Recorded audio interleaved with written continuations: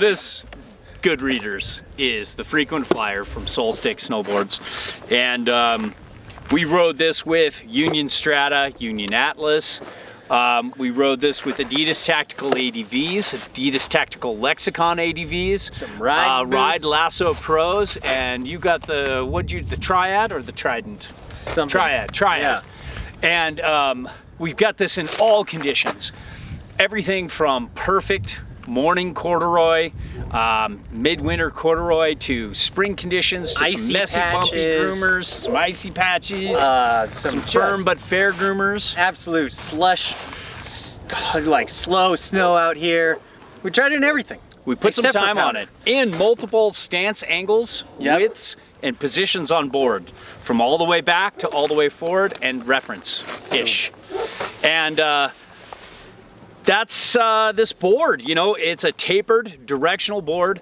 I would say one characteristic of it is it feels more washy in the tail than you would think for a 10mm taper. Yeah. It looks very like more traditional freeride board, but has a little bit more of that directional surfy nature to it. It's a nice entry into that more directional snow surfy kind of thing. And talking about sizing, 57 felt right for me. Yep, the board size didn't feel wrong. Yeah, felt right on the shoes.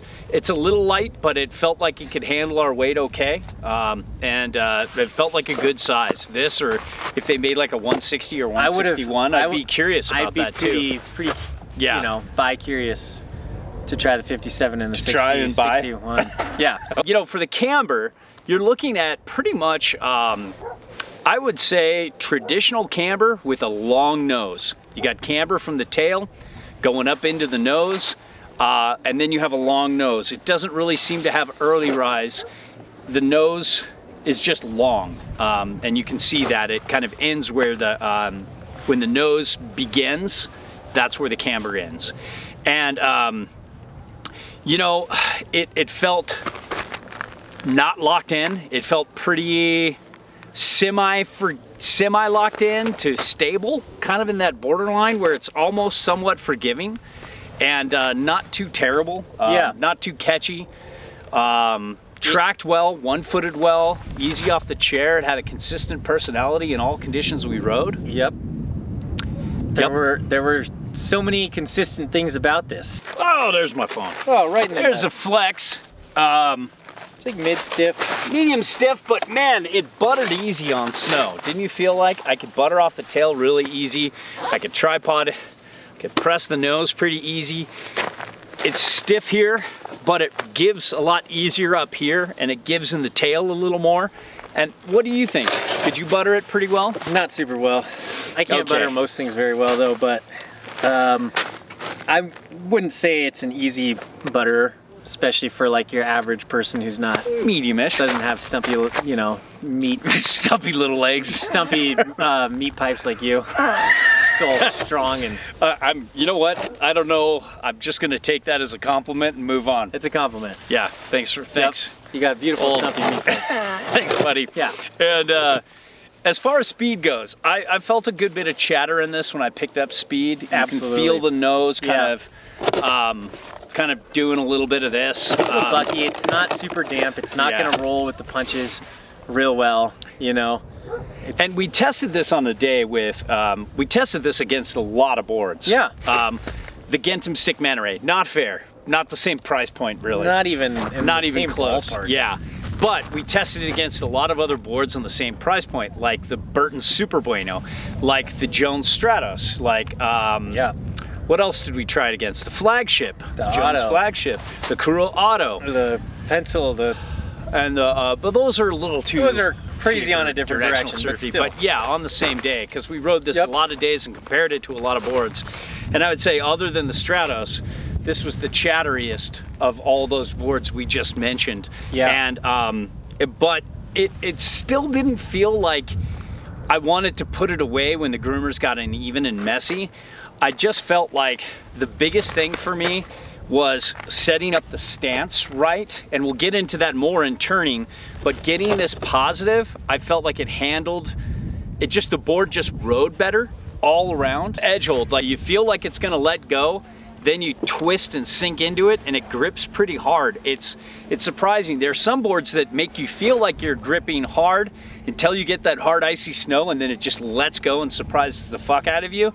This surprises me in a good way, where I would be afraid. I'd feel like the edge was gonna let go, but I'd just see if I could commit anyways, and it sinks in and it gripped. I was pretty surprised.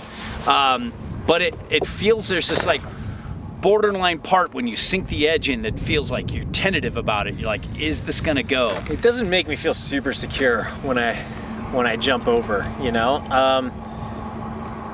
And in the harder stuff, I'd say you definitely didn't feel like it had like a really, really locked in edge hold for me. And turning and carving, yeah, every time we set this up, duck, whether we set it all the way back, all the way forward, or centered, it would wash off the tail.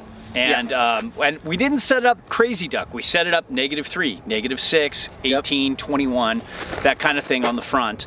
And every time the tail washed. Market difference. And we're riding all kinds of tapered boards the same time with similar taper, 10, 12 mil of taper, and all those other boards held with just a little back foot weight. Like I couldn't put enough, what'd you call my stumpy meat pipes? Yep. Couldn't get my stumpy meat pipes to hold that back tail on a carve. No matter how far back I leaned. Sending it to the laundromat and the extra rinse cycle every time. Yeah. Now, however, once I threw it posy,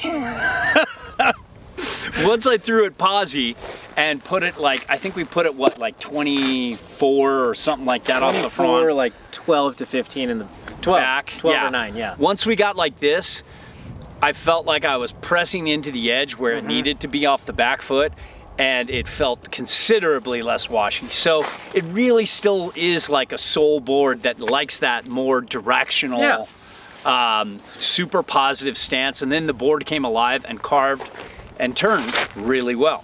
But it kind of surprised me because I thought it was a board you could just, like a snowboard where you just throw any binding on and it goes. This only has one real direction to put your bindings in, which is kind of positive. Does not do this. You know, the moment I tossed my back foot back, I didn't like it at all. Started washing, losing its edge hold. So it really has, despite that name, it really does have kind of a one direction like take on its stance width and angles for me. Yeah, powder, I mean, it's got a long nose. There's good setback on board. I think this would excel in powder. The base, dry as a bone, but had good glide to it, medium glide to it. I thought so. I was sticking so hard. I was so uncomfortable. Although I rode it in the morning, but other days. Other days it was fine. Today that's not a fair comparison because this base would need structure and lots of wax for it to work today. But on other days, when we were in Mammoth, glide is great. Yeah, the glide was good. It's upper medium tier. It's like up there at the higher end, especially well waxed and structured. But I think it would be a good board set all the way back for powder. You got a lot of inserts there, you can see. And you know, overall, I think I was kind of expecting it to be just a setup anyway kind of board. And once I adjusted my expectations, I started having fun with it. It's a light, poppy, snappy ride that I think as long as you're willing to set it up this way and not this way, you'll have a time with this. Yeah, if you parallel fry instead of pizza fry, you'll have a good time. In business. What? Musk? No, he'll never do. Not rich enough. I'll take Buffett. Okay. Buffett, you're a bitch.